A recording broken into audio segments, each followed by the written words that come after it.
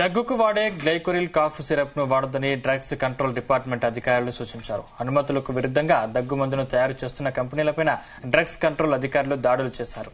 కూకట్పల్లిలోని ప్రశాంత్ నగర్ లో దగ్గు మందును తయారు చేస్తున్న అఖిల్ లైఫ్ సైన్సెస్ కార్యాలయంలో 65,000 రూపాయల విలువ చేసే స్టాక్ ను అధికారులు సీజ్ చేశారు.